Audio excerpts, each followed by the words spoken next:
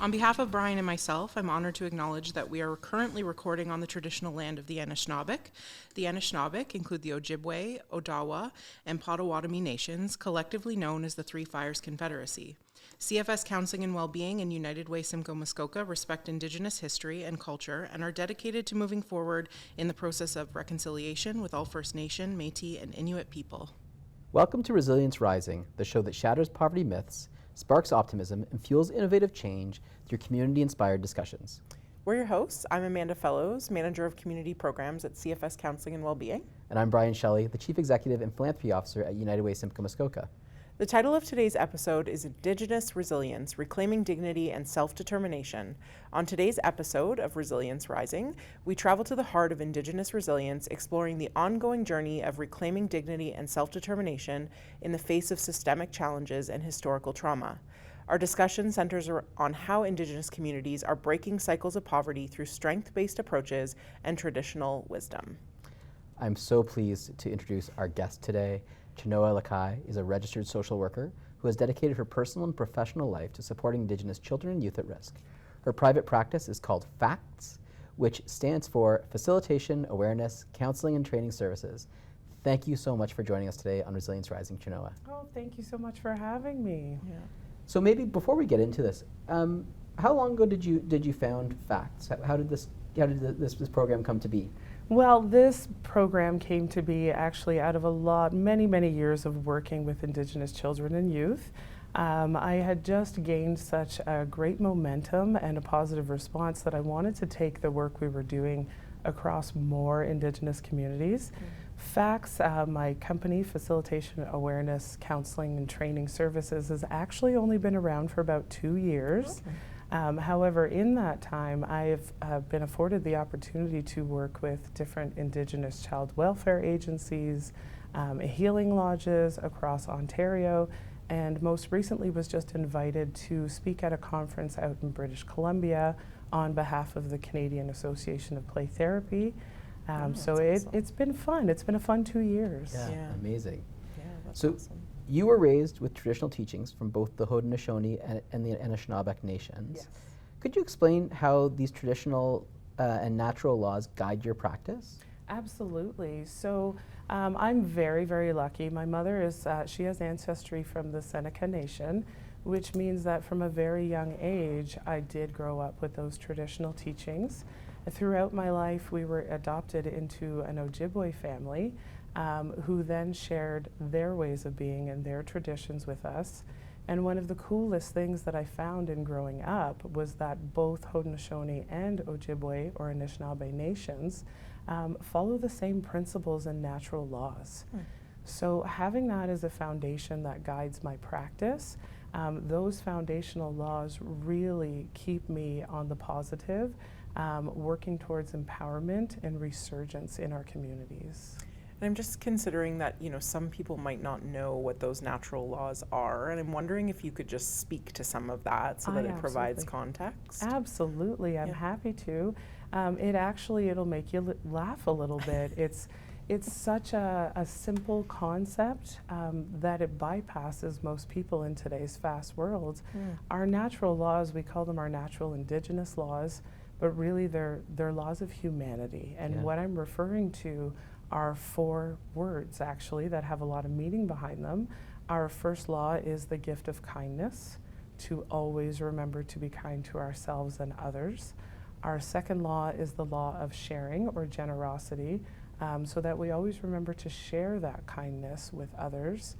And our third law is honesty, so that we really honestly walk the talk, not just speak it, but actually live an honest way of life. And our fourth and final law is strength. And right now, that is the one, with kindness, I am most focused on in our communities these days, is regaining that strength that we've always had as people. Yeah.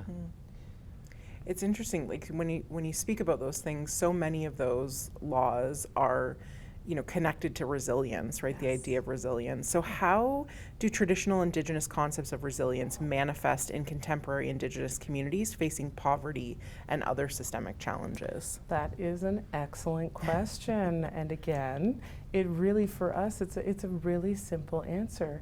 It is reclaiming our right to practice those laws. Right. From the beginning of time, that is who we have always been.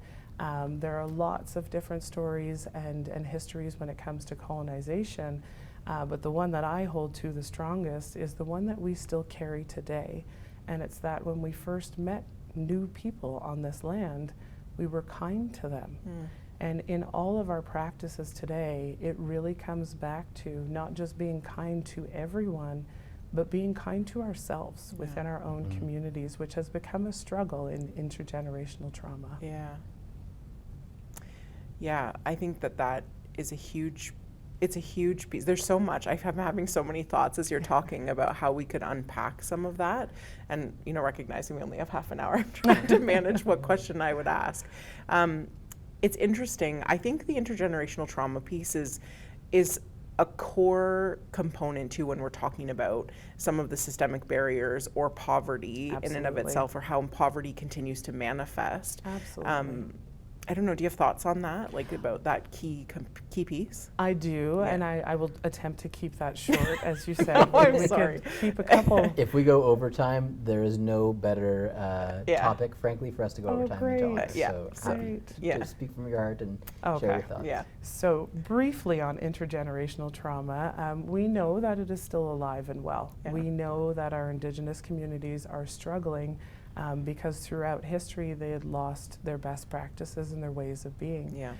So those natural laws, if we are able to bring those back to our communities, because we cannot assume that just because people are Indigenous that they have ever really learned those Yeah. natural laws and ways of being.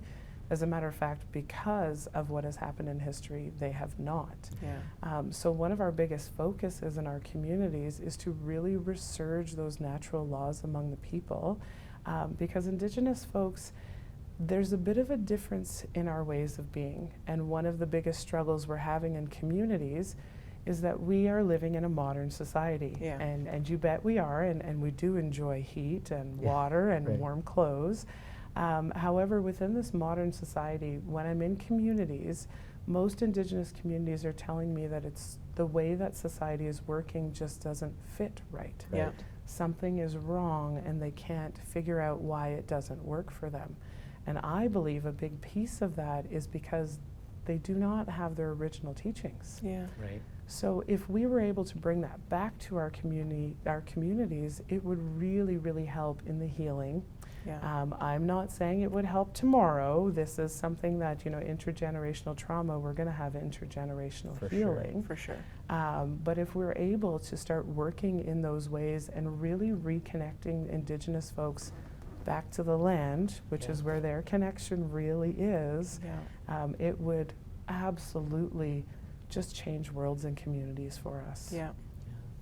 So when someone once said, if we think of how many generations of trauma have existed, it's going to take that many generations Absolutely. to reverse it, right? And so I think, Absolutely. and that's difficult. I think in this society, in this world where we want quick fixes, Yes. right? And I think we have to sit with that. We have to sit with that as descendants of settlers as Yeah. well, Yeah.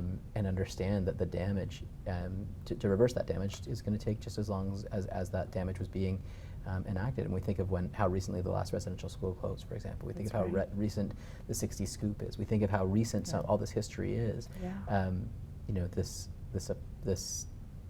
This isn't going to be quick.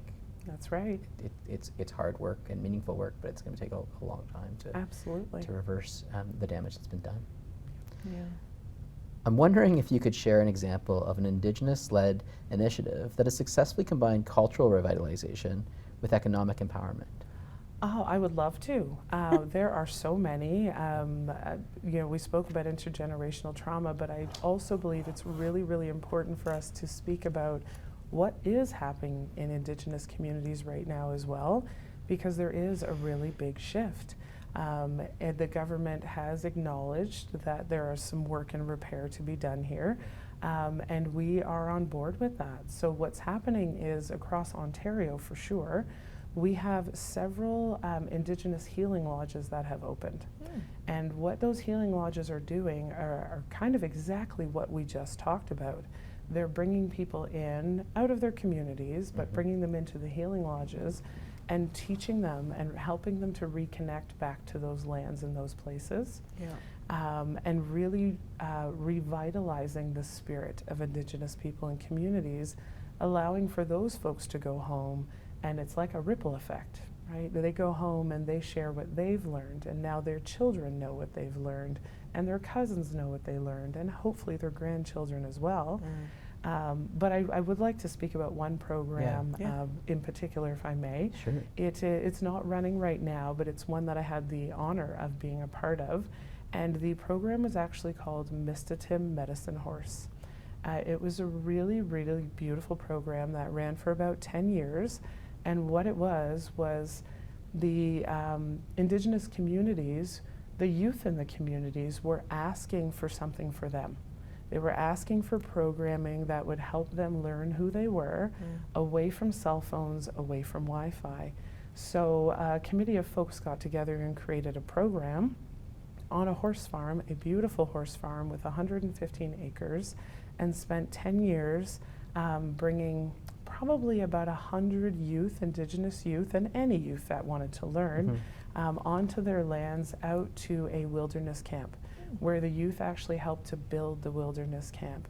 And the staff out there working the program, they lived on site with those youth, day in, day out, slept in tents out there with them, getting those youth back on the land. And it was almost like magic, watching what was happening with those youth, who many of them were coming out of justice systems, struggling in school, labeled as youth at risk. And you bring them out there and help them find their connection and build their skills back out on the land. We were trapping, we were working with horses, we were harvesting medicines. And the shift that came from that, I'm very privileged to have followed many of these youth for the last 10 or 15 years. It has changed their lives. And it was an 8-day program. That's all it took for them. 8 days of no Wi-Fi, no cell phones, no gaming, and really no wrong. It's us and it's nature out there. How come it's not running anymore? Funding. The funding actually, it became a struggle. And so a lot of those employees ended up actually working at healing lodges, because healing lodges now have the same type of structure and are doing very similar work. Specifically, the local healing lodge we have to Simcoe County here is Enotic Healing Lodge and Learning Center. And they right now are working on the land with youth and horses. So very, very beautiful. Where was the program located? It was actually just located in Moonstone, Ontario. Amazing. So just up the road. Yeah, close. Cool. So our podcast is like heavily focused on poverty, right? So we talk a lot about socioeconomic disparities, all of those across all the episodes. And we talked a little bit about residential schools, or we mentioned residential schools. Can you speak to the unique historical and ongoing experiences of Indigenous people in Canada, including the legacy of residential schools and the current socioeconomic disparities, and how they shape the concept of resilience in these communities? I appreciate that last sentence. Otherwise, I was going to feel like I may repeat myself on that one. Fair. But I do really appreciate that last sentence, because you reminded me to speak to the resilience of what we've come through in all of this intergenerational healing. And I won't talk too much about residential schools, because again, I'm sure we could have several podcasts on that alone. But the beauty that I do see in our communities today, yes, we can talk about the negative effects, and they're real. They're very much real, and they're very much alive. And we do have young folks not understanding why their parents are behaving the way they are behaving. As you said earlier, Brian, I mean, the last residential school closed, I was 13 years old. Right? So this is not very far back in history. However, because of the trauma and the horrific things that happened, a lot of those folks can't or won't speak about those experiences. So what's happening in our communities is we have the next generation coming up seeing the behaviors and the effects of that intergenerational trauma in residential schools, but never understanding why their families are the way they are. So one of the beauties, the other side of that, is that these young folks will not accept this behavior as normal. Yeah. We are watching this huge shift with the youth right now who are seeking answers. They want to know what happened, why it happened, and why our communities are the way they are in some areas. And sorry, sorry to interject, do. but why do you think that's happening? Why is that switch happening now, that all of a sudden this isn't, it's not something we don't talk about anymore, but rather it's that young leaders or young individuals in community want to know, want to understand? Well, that might be a little bit difficult to answer, but I'm going to do my best. Really, it's because it's the job of the youth. In our traditional teachings, a lot of people don't like, in society today, maybe don't like working with youth because they find them quite rebellious or they may push back. In our teachings, they're supposed to be like that. It's their job to push back. And I think our generations now today, they've had enough. They don't want to watch the suffering anymore. They don't want to be living in impoverished situations with addictions and keeping the communities unchecked. The youth have had enough, and they are absolutely rebelling, and they're doing it in several different ways. One of their acts of rebellion is coming to these programs, like the horse program I spoke about, or to healing lodges, and they're learning the truth of what happened.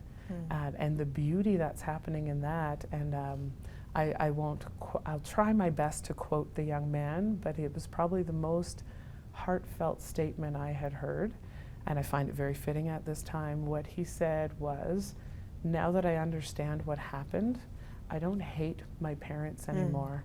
I don't hate my community anymore. I pity them because I understand what happened. And that to me is Powerful probably words. the most powerful thing I've heard in a long time.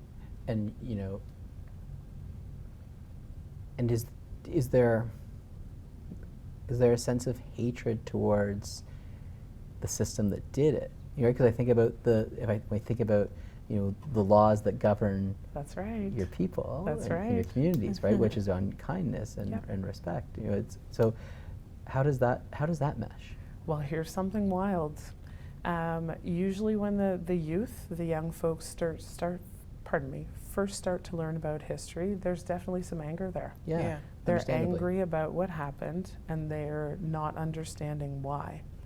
The beautiful shift in that is if you give them a space to voice that anger, you'll see how quickly that anger comes back to their natural laws. They're angry because they felt that people have been dishonest with them. They're angry because of the hurt that people have gone through, but they're still following their natural laws. They're not angry about society today, and they're not angry at every race that isn't Indigenous. They are upset with the system. Right. But what we try and work, when we work with youth, our biggest message is, but we also live in this system now, so we have to understand it, but it's up to us to change it as well. So our biggest goal really is empowerment, to use that law of strength, and our youth emulate that.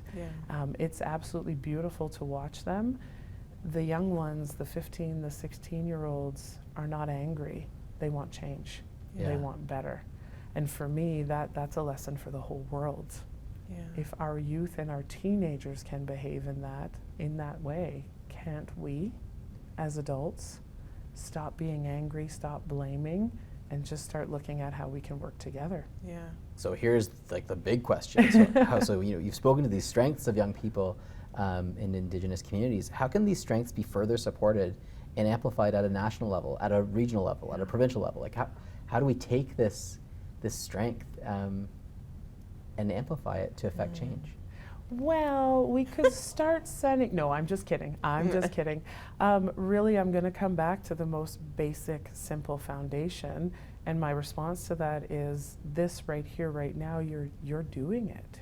You are walking alongside us. Indigenous folks, when we talk about land claims, when we talk about those rights, we're not asking for everybody to move off the lands and give those back to us.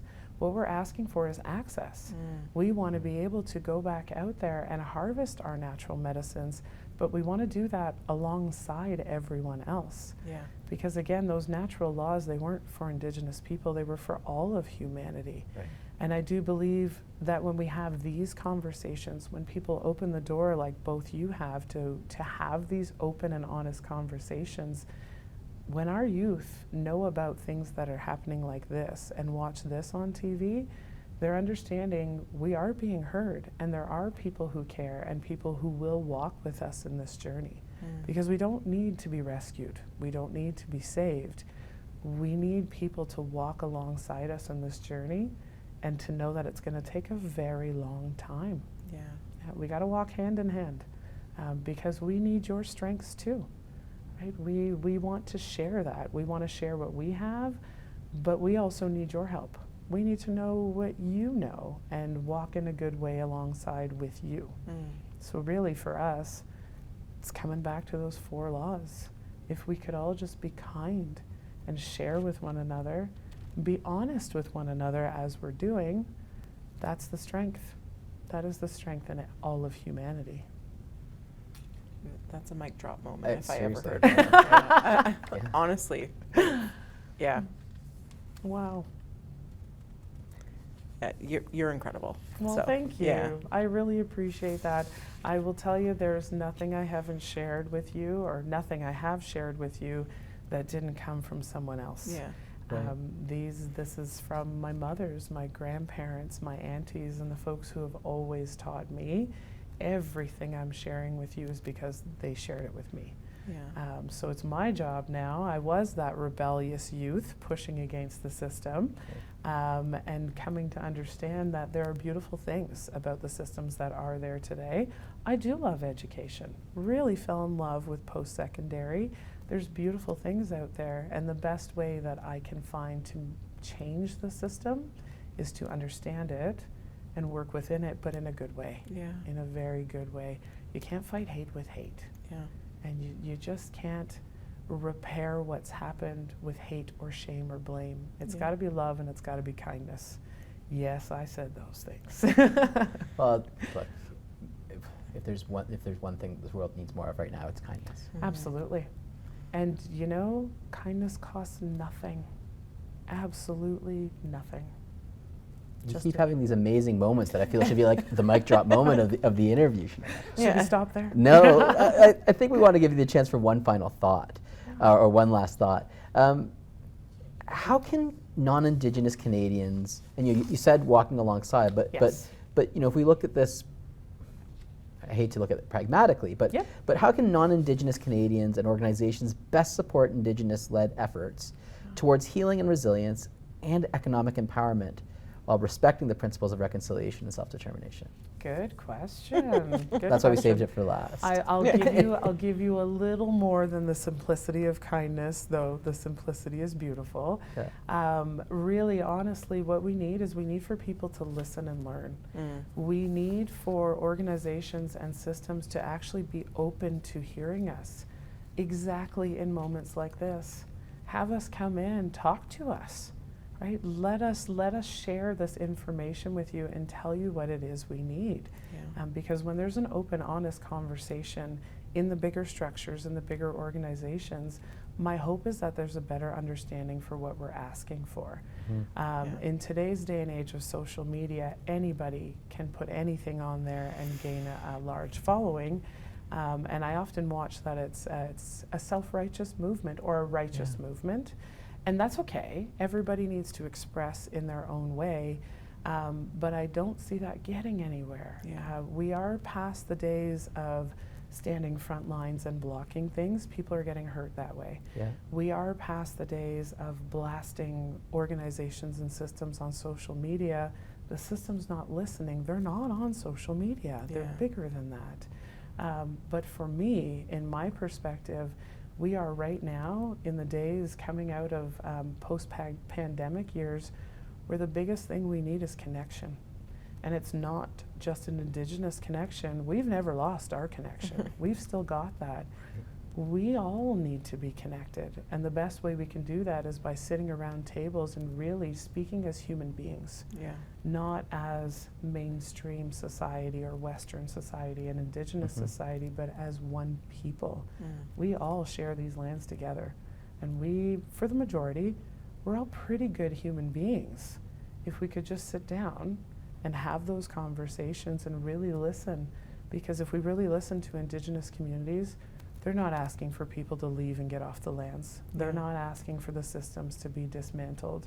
They're asking for people to listen and learn so that together we can make changes that we feel will benefit all of society, not just Indigenous folks. Some of our systems, they're pretty old. They could use some upgrades. Sure. We want to be a part of that. That's probably the biggest thing, is the invitation to the table. Seems like such a simplistic need, you know, or request. It feels like it's a simplistic need, but again, in Indigenous communities, you know, we talk a lot about elders or our old folks, our knowledge keepers. In our communities, those are our PhD holders. Right, I'm sitting in front of you as a registered social worker, but as a woman and an auntie and a protector of children, you know, I'm a master's degree in our society. What we need is that invitation and that recognition that just because we don't hold the knowledge from certain institutions, we do hold valuable knowledge. Ours is about the land we're living on every day. And if we're going to be honest, folks, the way we're going on our earth today, and we're all watching it, this is not sustainable. It's just not. So how can we make this better? And how do we do it together? Please understand that I am not saying that we need to go back to teepees and that way of being. I really do love turning on warm water. I do love getting in my car and driving over here. Had I saddled a horse, we would have been meeting tomorrow. I would have done it. But what I'm saying is, let's talk together, let's build it together. What a concept. Chenoa, thank you for sharing your knowledge with us today. You're so welcome. Thank you to our special guest, Chenoa Lakai. From Facts, this has certainly been an education for myself and for Amanda, and I hope for you at home as well. Thank you also to our studio partners here at Rogers TV in Barrie.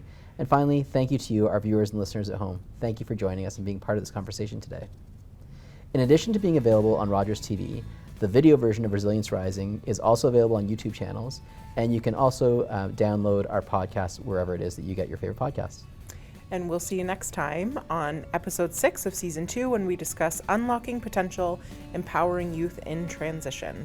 I'm Amanda Fellows of CFS Counseling and Wellbeing, with my co-host Brian Shelley of United Way Simcoe Muskoka, asking you to embrace innovative change to ensure our communities are great places to live for everyone. Thanks. Thank you. Thank you. You're so welcome.